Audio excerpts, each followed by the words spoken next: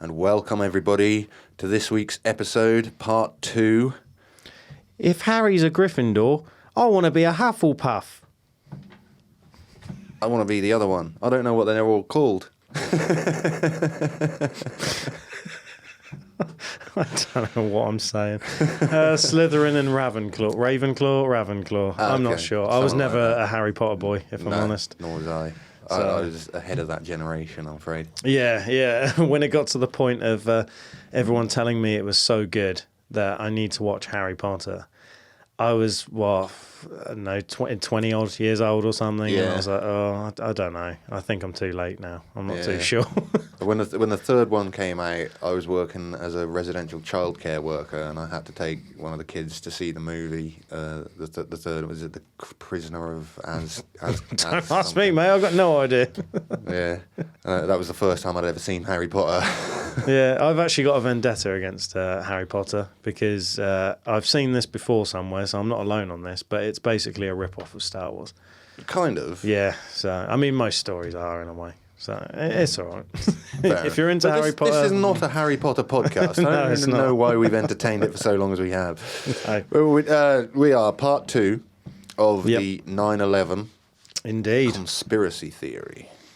Yeah. And today we're going to go through and bullet point all of these conspiracies, or at least the main ones, the ones that aren't complete tosh. Yeah. And we're going to try and debunk them if we can. Yeah, some of the ones we said last week we kind of debunked on the spot. We kind of did, yeah. So we don't really need to go over those again so much, do we? But I also can't remember which ones we've already said and debunked. So I think as we go through, if it's fresh in our minds... Hopefully, it will freshen up our memories. Yeah. So the first one was the high-level officials with advanced knowledge. The Bush administration and US Air Force had no knowledge. Foreign agencies were not specific enough to have warranted preventative action. Right. FBI Director Robert Mueller said there's no way to indicate this type of operation was going to happen. They deny any involvement or knowledge. And also, it's going to keep coming up, but the CIA and the FBI were not working together at the time. No. So they were kind of arch enemies, weren't they? They both wanted to be the top dog. Yeah. It's like there was those shows, wasn't there, like Law and Order and things, where like the police would be there, and then the FBI would turn up and be like, beat it, kid, we're in charge now. And then the CIA would turn up and be like, beat it, kid, we're in charge. Yeah. They're all just taking over from each other. I think it was a bit like that back in 2001. Yeah, probably was, yeah. But as for high-level officials and advanced knowledge, that's all we can say to debunk it is... The official statement is they had no knowledge of it prior. Yep. It was complete random terrorist attack. Fair enough. The investors and finance. Oh, no, this one is interesting. Yeah, we touched on it. So I will just throw out some numbers there. We talked about briefly about the record number of kind of insurance sales and put options and things like that. I just want to touch on that and say that thousands of shares were also bought for both the airlines involved in the terrorist attack. So only for American Airlines and United Airlines. So shares, and one of them, I think it was American Airlines, 115,000 shares were bought. Ooh, the week of the attack, or just before the attack. Also, a couple of other numbers here. But then, well, I know we put this down to like insider trading last week, didn't we? But why would you buy shares, particularly hundreds of thousands of shares, in an airline company if you had insider knowledge about this and you knew that those planes were going to crash? I mean, surely that would make your shares be worth less, wouldn't it? Not too sure. I'm not sure how finance and trading and everything works. My brother would know. Or was it a short sell? Someone knew that the stocks were going to go down, so they sold hundreds of thousands. That could possibly be. That would make more sense to me. That would make more sense to me. But again, the traders and everything their names have never been public. No one knows. No. There's a couple of other things here. So obviously the record number of insurance put options and contracts were sold, and that was 4,744 insurance what's Bonds. Yeah, it's put options. I looked up what a put option is, and it's almost like kind of changing certain things to do with insurance policies. So like, Right. I want to change this on my insurance. So if a plane crashes into a building, I get paid for it. Okay. It's like put options. Yeah. So 4,744 were sold or changed for United Airlines, and 4,516 for American Airlines.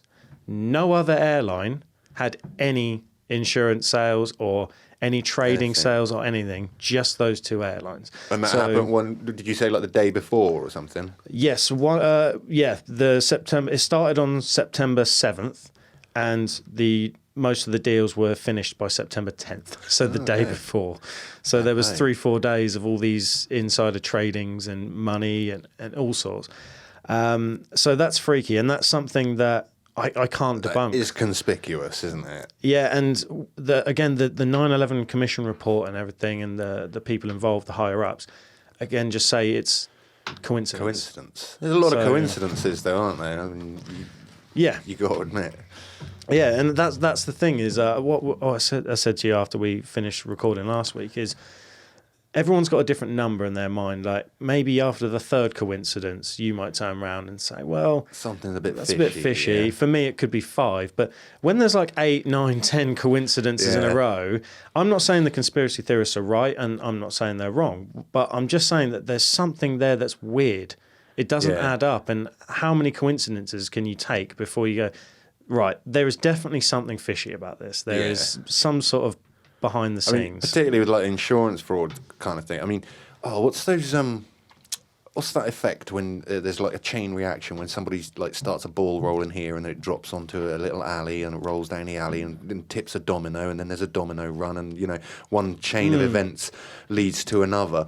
Yeah. An insurance thing isn't even part of that. No. It's a completely separate entity. It's like you say, a complete coincidence that the two airlines that it happened to just happened to update their insurance policy like a few days before. I mean, it's weird. It's not even a knock-on effect, is it? You know? Yeah. And there are a few things that will pop up that is just weird and there's no explanation for it. Fair enough. So that's maybe 2 now that we can't really debunk. We just have to kind of take the commission report's word for it. So we touched on Building 7, the collapsing. Again, 47 floors, 610 feet tall. Yeah. This was actually, do you know anything about how Building 7 collapsed? Because you remember you said about the woman. Reporter, that's all I know about it, really, to be honest. I know that there was a reporter reported that it had collapsed probably about 30 minutes before the actual collapse happened. Yes. Yeah. Which is what made people up in arms and, it's got to be, insider knowledge, because obviously, she shouldn't be reporting that. Mm-hmm. And there's truth behind that. So I'm going to debunk this one. It was actually damage by the debris due to the fall of the North Tower, which then created a chain reaction of multiple fires in Building 7, which continued to burn. Obviously, heat rises, and there was internal fire, and the water system didn't have enough pressure to put it out. So the fire sprinklers? Yeah, the sprinklers and the whole water system inside Building 7 was faulty, if you like. Probably because it would have been on the same water supply as the twin towers, the towers, and they would have been splurting out water everywhere from burst pipes, and that would have dropped the pressure across the entire block. That would make sense, yeah. And so the internal column collapse triggered progressive collapse, if that makes sense. And the reason that the reporter managed to report it before it collapsed was because the firefighters were approaching and obviously could see what was going on. Yeah, you could They're see the experts damage. in fire, saw the damage, could see what was happening. And said, they evacuate, get everyone out, because that building's going to go down. It's going to collapse. So the news people around the area obviously picked up on this and then reported it before it actually collapsed. Right, but before they actually had an official press release, probably. Yeah, I think they just said it. And it was like, we've just been told Building 7's collapse, and it hadn't. It was going to. They knew it was going to, yeah. So that's kind of explained. That's all right. We'll debunk that one. Controlled demolitions. Right, yeah. Now, not one person was seen carrying or placing the alleged bombs or explosives into the basement or ground level of the towers. And I mean, I'm not a rocket scientist, but I think you would need a hell of a lot of explosives to... You'd need to put them on multiple floors, not just the basement. Yeah.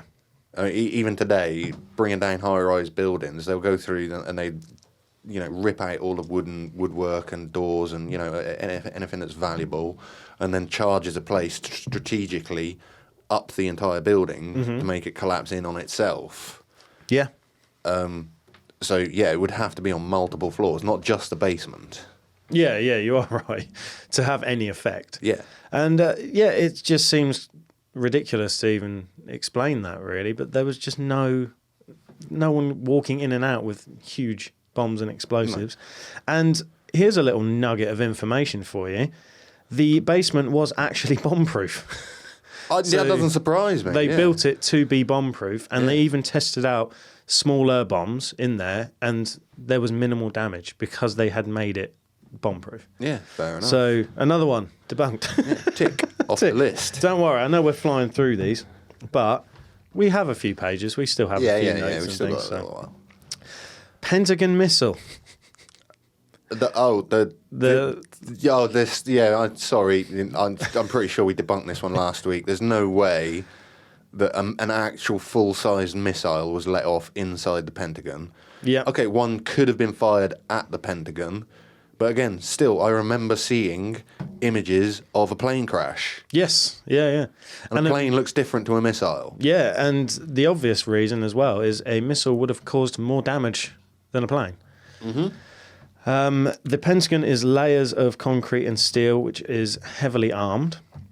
One wing also hit the ground before colliding, which reduced the impact. That's what I think I said last week. It wasn't a direct impact, was it? It was, the plane kind of rolled into the building, didn't it? Mm-hmm. The only weird thing I will say is about this, so don't take it as me sticking up for the conspiracy theorists. I just have to make both sides of the argument. And the only little weird bit of information I could find about that was that in the late 80s, there was a program that was signed off on to reinforce and what's the word? Not rejuvenate. I don't know. Complete your sentence and I'll get the word for you. Basically, upgrade the Pentagon. Yeah. And they managed to get most of it complete, apart from the one section. And that happens to be the section that the plane crashed. Yeah. Right. Okay. So that is a little bit odd. Yeah. But maybe that there was a vulnerability there and the terrorists were trying to exploit that vulnerability. That's my take on that. Yeah. But either way, there was definitely no missile. So no. We can debunk that one. And I might as well just actually open that up all the way. So this is the one I was excited to explain. The jet fuel can't melt steel. Yes, right, let's get into this one. Go on, let me hear your take on it. So my take on it, from the research I found and the conversation and the research I did with my father-in-law, there is something called a thermite reaction, which is aluminium, iron oxide, and water. And a thermite reaction can reach up to 3,000 degrees Fahrenheit, I want to say. Probably Fahrenheit, yeah. Fahrenheit. And steel can bend and start to melt at 13,000 Celsius or 2,500 Fahrenheit. Yep. And also the fuel is found in the wings of the plane, which I actually didn't know until he told me that the fuel is in the wings for most planes, passenger planes. It's closest to the jet. Yeah. So kerosene, which is the fancy word for jet fuel, burns at 1,500 Fahrenheit or 815 Celsius. So the theory is, well, I say the theory, they've kind of proved it at this point, is when the plane went into the building, you've got fuel on the wings, it spread out and with the thermite reaction went down the sides of the building, creating a thermite reaction which then caused the steel to melt and bend and break. Right.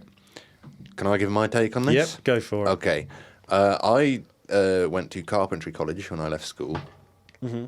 And one of the things that we were taught, this is 1999, 2000, 2001 sort of time, around about the same time, just earlier than this. And one of the things that we were taught in carpentry college was if you're working in like a steel-framed building, all that steel has to be boxed in with like plasterboard or plywood or whatever it is. Yeah.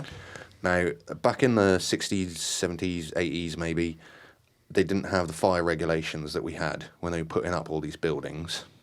And they neglected to pack around the steel I-beams with fiberglass when they were boxing them in.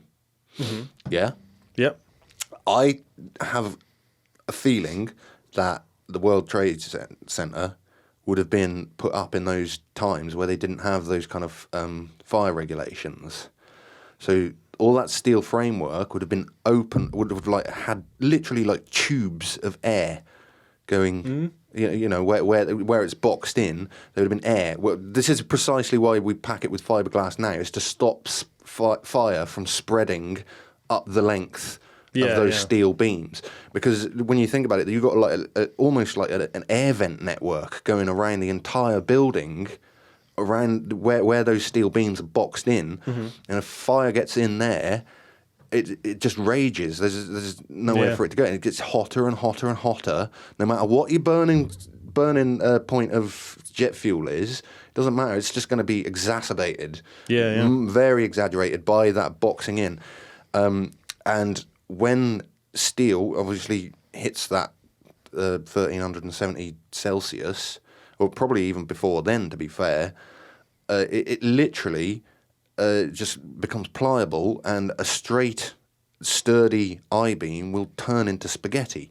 So that is literally what was happening over the entire building. That fire was spreading through that network of the boxing in around the steel framework, and it was just literally turning that entire steel frame into spaghetti. Doesn't matter what point of the building that started happening at first, it's just going to be a chain reaction. Yeah. You know? And a lot of people say that the way the buildings fell was like it doesn't fit with the bending and melting of steel. But we've kind of already debunked the other one. And I don't know. See, again, I mentioned the previous podcast that these days skyscrapers are built, basically they build the elevators first, and then everything else is built with the elevators being the supporting structure. So if the fire or the damage gets the elevator shaft first, and that elevator shaft starts collapsing, everything's just going to collapse down with it. Yeah. So it would look like a demolition, even though it's not. Yeah. It would sort of look like the building was imploding, if you know what I mean. Yes. Yeah. Which I believe is exactly what they saw. Yeah. This is crazy, isn't it? Just all these theories and stuff. So there you go. Debunked. Jet fuel can melt steel. Jet fuel can melt steel. NORAD, the stand down theory. Remember that one? So first action by hijackers was to turn off or disable each of the 4 aircrafts on board transporters. On-board transporters. Transponders, yeah. Transponders, that's the one. Without this on the planes, tail numbers, altitude and speed couldn't be identified. So the planes would have just been blips among 4,500 other blips on the radar, on the screens. Okay, yeah. I get that. But also, this is a weird one again. So you're right, after this happened, I remember on British television, they did like a sort of a game show type thing. Right. Where they gave contestants, they'd have a team of contestants, like 4 or 5 people, that were sort of simulated in running the country. And I remember one of the simulations was a rogue aeroplane. It was approaching from, I think it was from just off the coast of Spain, went up the English Channel, turned into England, and flew up the Thames. And this group of people in the simulation obviously were challenged with what did they do? Do they shoot the plane down? Do they allow it to land? There was no communication being forward or backwards from the plane. The plane wouldn't identify itself, and they left it too long, and that plane crashed into the Houses of Parliament. Simulation, obviously. Yes, yeah. They lost the game. Okay. But this was like a direct example of how these mistakes can be made after the 9/11 thing. It was making an example of that, of how these mistakes are made. Yeah. And not necessarily that they would have been just blips among others, but they should have picked out that those planes were in the wrong place. Yes. And there should have been efforts made to, according to that TV program, those people on that board in that simulation should have fired on that plane regardless, as it turned up into the Thames. The same goes for this. Those planes should have been fired on as soon as they were found to be outside of their flight path, or if there was no recorded flight path for them. So it was neglection, really, by the air flight control. I see what you're saying, but at the same time, you've also got to think about the sheer number of planes that are going around. Yeah. And I get that. Yeah, it's also to do with like there's a few hundred people on that plane. You don't know if they are trying to take it down from within to save lives. So there's so much. And the other thing is, as we said in the first episode, this was the first case that we ever had of this ever actually successfully happening for the terrorists, you know? Yeah, because the last passenger plane hijacking was 1979. Yeah.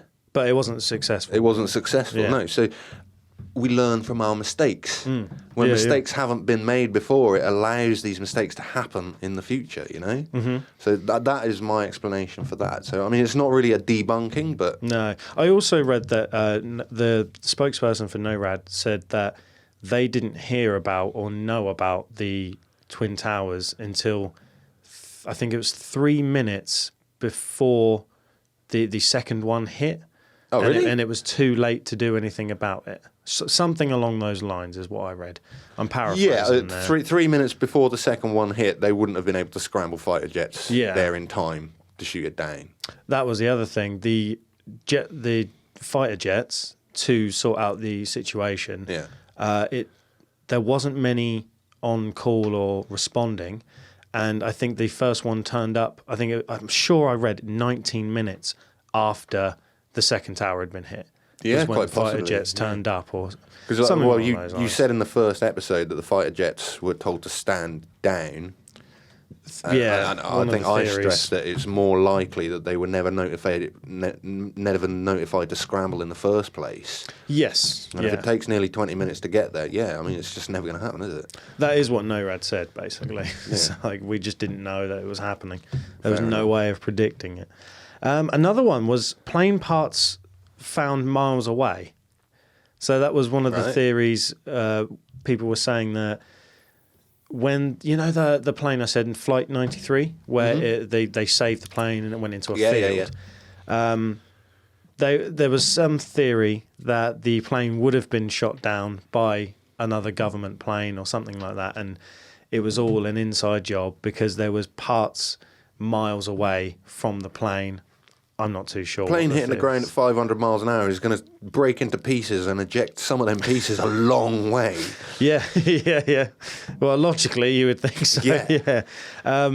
So there was papers and passports found up to 8 miles away from the crash scene. Doesn't surprise me. Yeah, it was also reported that there was high winds on that day as well. So winds can easily take papers and things miles and miles.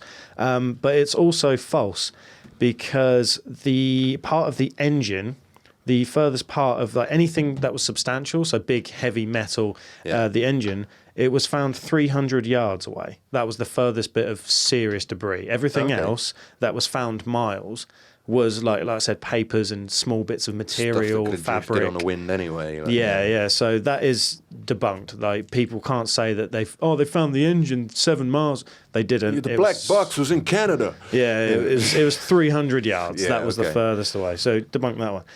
This one very briefly, because I'm not going to take too much time on this one. The photo I mentioned about the small little kind of mushroom cloud from a you distance. showed me that after last. Personally, I don't think it actually looks like an actual. I wouldn't call it a mushroom cloud. Not what we know as I can see mushroom why cloud. people call it that.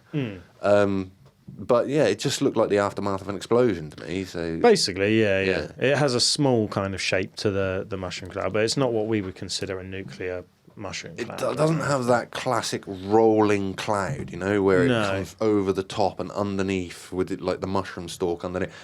Yeah. Rising up into it. It was just like a little ball of smoke. Yeah. That's fair. Basically, so. But the fake photo, that photo that was taken by Valencia McClatchy, Looked genuine enough to me. it was studied by 4 separate photography experts, and they all concluded the picture is 100% real after several tests on the photo. So all those people that gave her death threats and said the photo was fake, 4 different agencies all confirmed it is genuine. It is real. Fair enough. But I just want to stress, not a mushroom cloud.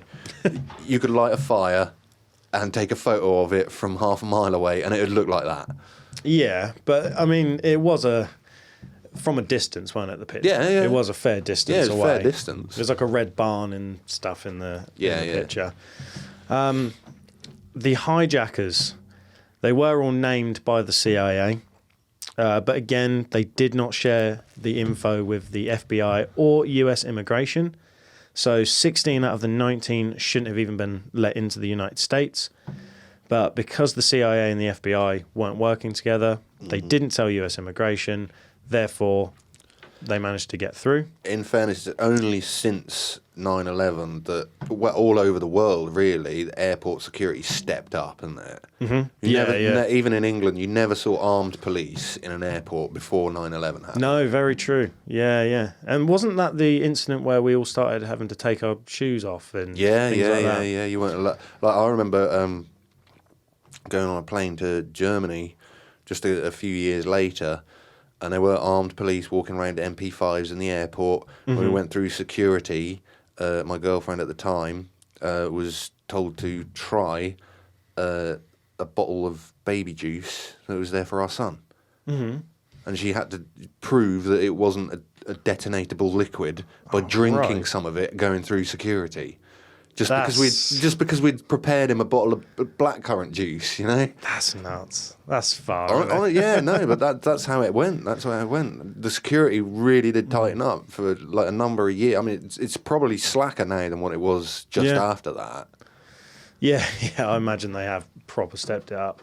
I don't know what it's like now. I haven't been to America for a while. I've never been to America, but even just around Europe, they tightened security ridiculously tight. Yeah, well, I won't go too much into it, but I told you the story of where a friend whose name won't be mentioned thought it'd be a good idea to take a BB gun through the Spanish airport. Yeah. And we almost got shot on the spot. So this is just a little tidbit of information when it comes to the hijackers. So the BBC messed up a little bit here. They released the names of the hijackers before the CIA did. And some of the people that they had on this list, they turned out to be alive. So this caused the theorists to say, well, the hijacking wasn't real. Must have been an inside job because these people would have died in 9/11 and they're alive. Been on the plane when it crashed. Well, it turns out, my friend, that the BBC messed up and they had people with similar or the same names. Because yes, of course, because of like the Islamic belief that because these would have been men, and all men born in the Islamic faith take the same 7 names, don't they? Pretty much, yeah. And they've all got very similar surnames, I would imagine, as well. Yeah, a lot of Mohammeds and Als and Khan, Alis and things like that. So, yeah, that was one of the theories, but that was due to a mistake by the BBC. They've since rectified it, and the CIA gave the list of the actual hijackers. Right. Yeah. And then people realised that, no, that is legit. So, Israel and other countries having knowledge. This was a theory. So, certain suspects in the September 11th attacks may have managed to stay ahead by using information from Andos Limited, an Israeli-based private communications company, and Converse Infoys, which these companies provide electronic eavesdropping technology for the US government. Oh, right, okay. They also deny all allegations of being involved. Of course. And the other thing is other countries knew about terrorism, but not to this extent. So there's just basically people just saying that there was other countries that knew. And another little example of this is on the day of 9/11, there was 5 Israelis filming the whole thing from a white van. It was called Urban Moving, which is an Israel company. Right. And several people said that they were smiling and almost cheering in a way, celebrating what was happening in front of them and recording the whole thing. All right. These 5 men were investigated heavily. I'm pretty sure they were all in jail for a long time, all got investigated. And turns out that they did nothing wrong whatsoever, and they were just 5 Israeli men working for a company that just happened to be there filming it. Right. So, again, a little bit of weirdness there. Coincidence, again, like you say. Yeah. So that's pretty much, when it comes to other countries, they just deny that there was no information. Denial knowledge, yeah, fair enough. Black boxes. Yeah. Right, so this one is an interesting one for me because they're designed to be the one thing that is always recoverable from a plane. Yeah. If it crashes. Yeah. And they're found near the tail of the plane. I think planes have normally got 2 black boxes, don't they? Yes, one's in the cockpit. One's the cockpit and one's in the tail, isn't it? Yeah. In case one goes down, they've got a backup. Always. Yeah, but the main one is in the tail of the plane because, in theory, if there is a crash or whatever happens, it's going to hit nose first. Yeah. So none of the 4 black boxes on the 2 planes were recovered in the building's rubble. Just the ones that hit the Twin Towers. Yeah. Obviously 2 per plane. None of them that were recovered. Completely lost. So that's a bit of weirdness. That is I can't say anything more about that. At the Pentagon, both boxes were recovered, but the cockpit recorder was so badly damaged it did not have any usable information whatsoever. Okay. So again, a little bit of weirdness. I should just mention as well, black boxes are bright orange and made of titanium and steel alloy. Yeah. So they're very, very durable. But then there's a little bit here that told me that black boxes can actually only survive up to 2,000 degrees, like heat. Okay. Yeah. And velocities of 510 miles per hour. So I don't know. I must say I'm not a pilot. I don't work on planes, so I can't. Aviation industry that well. So so basically, the black boxes for the Pentagon were unusable, and then the Flight 93 one that crashed into the middle of the field, supposedly, allegedly, were taken for evidence to a location. No one's heard of them since. Right. There's a handful of recordings that you can find online, but I don't know if they're legit or not. I can't see the government releasing that for no reason. You know what I mean? So that's it's pretty just fuel much in the fire, isn't it? Really. Yeah. So that's all I've got on the black boxes. That is something that is very weird. How they've never been recovered. That is strange. Yeah. In the whole time of having black boxes and planes and stuff, they've always managed to recover at least one. Yeah. So this is the first instance where none of them have been recovered. So that is a little bit weird. Yeah. This one is not funny by any means, but it's just a little bit silly. Like, so people were saying that the passports were found at the... Oh, the passports and paperwork survived, but the black boxes didn't. Yeah. Yeah. It's not true at all. No? No. So they have got, well, they did have some DNA, as you would do. You would do, yeah. But DNA still to this day is still being used to identify people from 9/11. Right. Which is very difficult to do with all of that happening. Yeah, of course it is. They've I read that they've managed to get it down to about 1,000 people that they still can't identify. But obviously, with everything that happened and families and things, they've pretty much put 2 and 2 together. But officially, there is 1,000 people that left that they haven't been able to technically identify from. So they probably have an idea of who they are, but they can't actually pick one from another. Yeah. Okay, fair enough. But there were 4 passports actually recovered from the crash. Just 4? Right? Yeah, okay. And this is why it's a bit silly. So 2 from Flight 93, which didn't even hit the towers. So No. So that's kind of understandable. Like, well, obviously there was a lot more rubble and damage with the Twin Towers. Yeah, but a couple of passports might have made it through, Yeah. One on the street was badly damaged, but that was with the Twin Towers, but it was so badly damaged it wasn't even that identifiable. Do you know what I mean? So it's just like a tiny bit of card or something in the wreckage. Yeah, again, that could have just fallen from the plane as it hit the building, couldn't it? The amount of destruction that would have caused. Yeah. And 1 passport was left behind at Boston. So before the plane even took off. So that's the passports that people are talking about when they say, oh, they found passports in the rubble. And no, that's not true at all. Pretty much everything was It gone. sounds plausible, though. I mean, I remember, like I say, I remember actually watching it happen. And at least the second plane hitting, when I turned on TV, the first plane had already struck the first tower. And as I was watching, I can't remember, maybe it was like half an hour later, or I can't remember if it was 5 minutes or half an hour, honestly.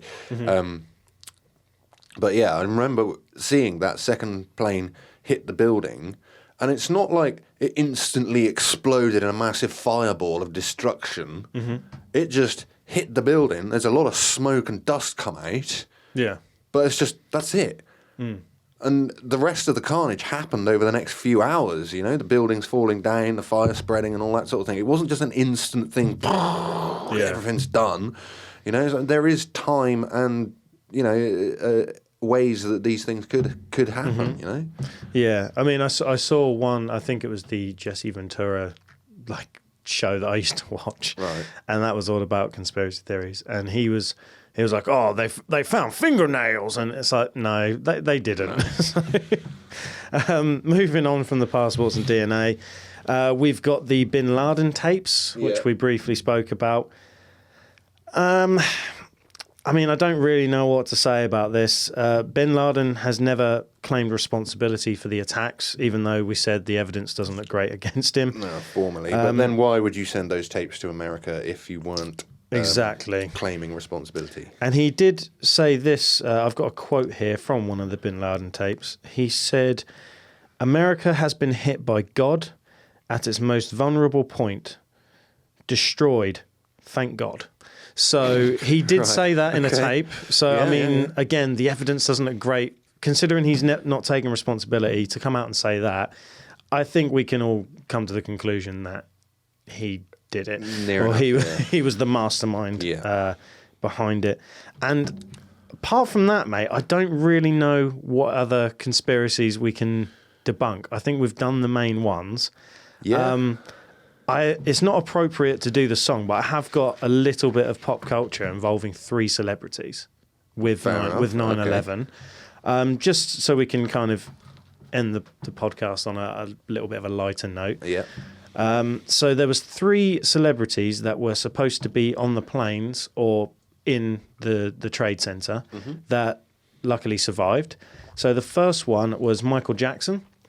Really? He had a meeting at the World Trade Center. I was going to say, I wouldn't imagine he'd have been on one of the planes. No, he had a meeting and he overslept with his alarm and didn't end up going. He just cancelled it and said, I'll do it another time. All right. So he survived because of that. For a while, yeah. Mark Wahlberg, he was scheduled to be on Flight 11, which is the first one. Oh, okay. He changed his mind. That was the one that was going to California. So okay. And at the last second, he changed his mind and said, I'll do LA another time. I'm going to go to Toronto instead. So he literally just didn't get on the plane, went over and booked another one and went to Toronto instead. Lucky guy. Yeah. There was a little bit of controversy with Mark Wahlberg. He has since apologised, but he I'm paraphrasing, but he said something along the lines of, if I was on that plane, I would have, Done something. And tried to be like a bit of a hero. Yeah. And I don't think people took that very well. But he has since apologised. So, but, that's just... At the end of the day, you don't know how you're going to react until you're actually in that situation. Yeah. I mean, he could have been... Everybody would like to think that they would be the hero. Yeah. But until it actually happens... You just don't know, do you? And he could have been angry or in shock because he was supposed to be on that flight. So, he could have just come out with it. Yeah. Slip of the tongue for Mark there. Yeah. So this one, I thought, was quite the most interesting out of the three. So Seth MacFarlane, creator of Family Guy. Family Guy, yeah? Yeah, he actually missed the boarding. So he arrived too late to the plane. But he still want to actually get on it then? Yeah. So he was the same flight as Mark Wahlberg, the first plane. And the reason he turned up too late was because he was hungover. So, he'd had a heavy night the night before, turned up to the airport late, and he missed it by 10 minutes. Again, lucky guy. Yeah, how crazy is that? Wow. So that's all the celebrity kind of thing I've got involved with that. Also, actually, no, there's one more. Adam Driver.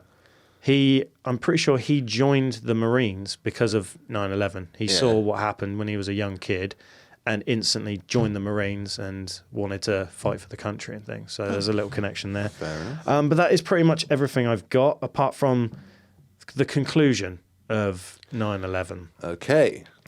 Now, the only thing I will say is I think when it comes to trauma and big events like this, which don't happen often, at least for the Western side of things, I believe that conspiracy theories, not all of them, but some of them, might be easier for people than the actual truth that terrorists did do this. Yeah, I think you're right. Do you know what I mean? And they feel a bit vulnerable, like how dare these people come into the country and do that to my soil, and I think they get very angry and upset, so it's easier for them to come out with these theories. America being such a big powerhouse with one of the biggest militaries in the world, I would imagine that a lot of civilians in America would say, it can't happen to us. Yeah. Not without our government knowing about it and just turning a blind eye or whatever, because we're the biggest country in the world. How could that happen, Yeah, and I imagine they feel a bit violated as well. Oh, obviously,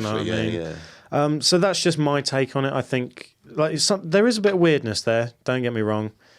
Some things is coincidence, can't explain it. But the actual idea that the whole thing was an inside job, they weren't terrorists or that, I think that is absolutely a load of nonsense. And I think that is just people trying to justify theories because they're not sure of how they feel about themselves. They can't comprehend it, that this happened. Yeah. So that's all I will say on the conclusion. Well, my conclusion, your first point was that the government claimed they had no prior knowledge of it. Mm-hmm. Yeah? Yeah. Now, I would say, this is my personal opinion now, is that, yes, I believe them. Mm-hmm.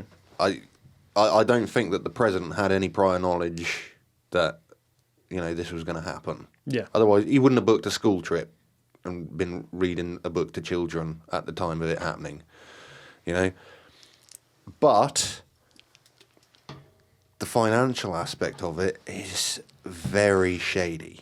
That's the bit, isn't it? And off camera last week, we were discussing the chief firefighter's reaction to 9/11 happening. And even he claimed that, some people may have been in the loop. I can't make a direct quote, but to paraphrase, it was like, how much money would you put on these people's lives? Mm. And when you're talking hundreds of millions, or what was it, 2.3 trillion? Trillion, yeah. If someone said you could have a share of 2.3 trillion, you've just got to let a couple of thousand people die, there's not many people who wouldn't let that happen. Yeah. I know it's a horrible claim to make, but unfortunately that is true with human nature.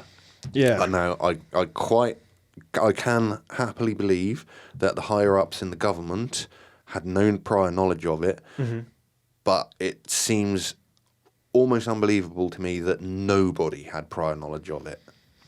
This is the thing, isn't it?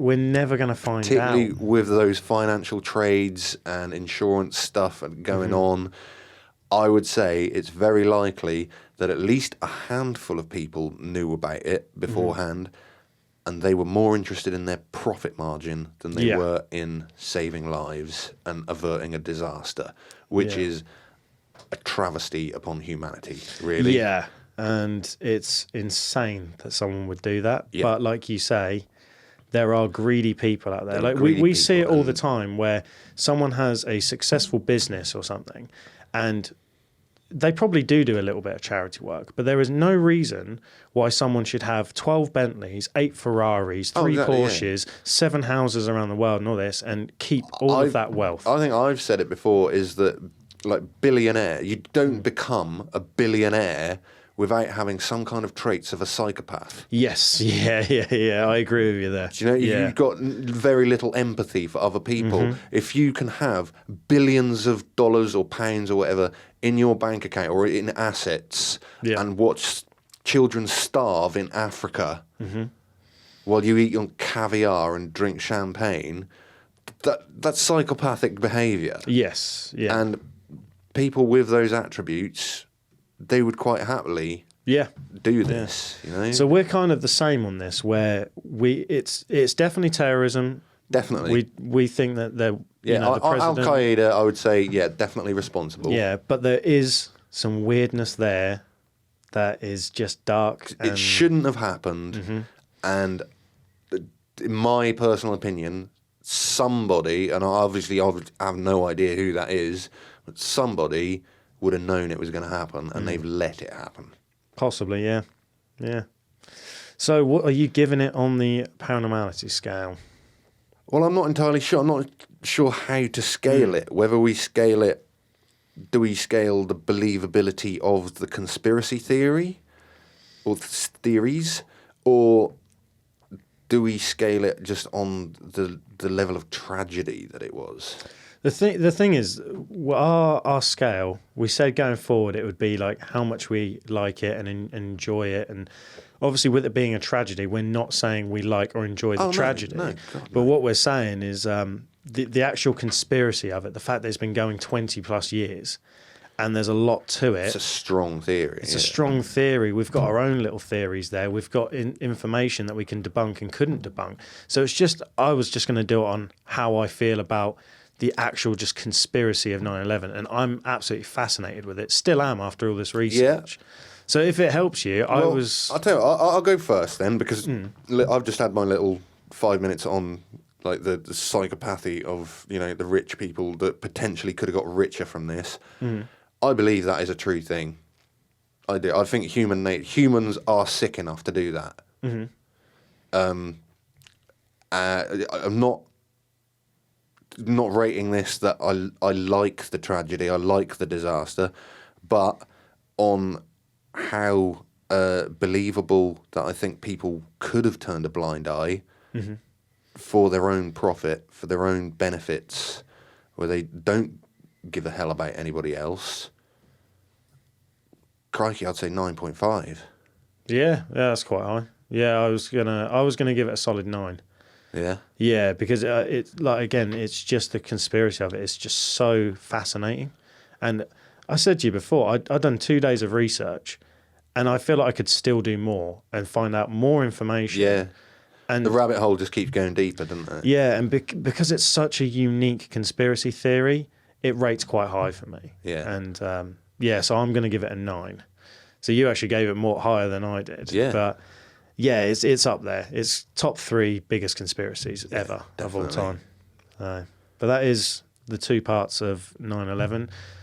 Let us know what you think. Yeah. Yeah, let us know what you think. Write into us if you were affected by 9/11. If you want to have a say, or if you feel like your voice hasn't been heard since the tragedy happened, and you want to find a medium where your voice can be heard, you can approach us and we can see what we can do. If you've got other theories. If you've got other theories or inside knowledge that we haven't been able to cover here, then please do let us know, and maybe we'll just we'll revisit this in a supplementary episode. Yeah. And obviously the email is paranormality.uk@gmail.com. You can reach out to us on Facebook, Instagram, TikTok, or just our email. If you want to get in contact with us about this, then please do. And until then, I've been Pirate. I'm Josh. This has been Paranormality UK. Ta-ta. Ta-ta.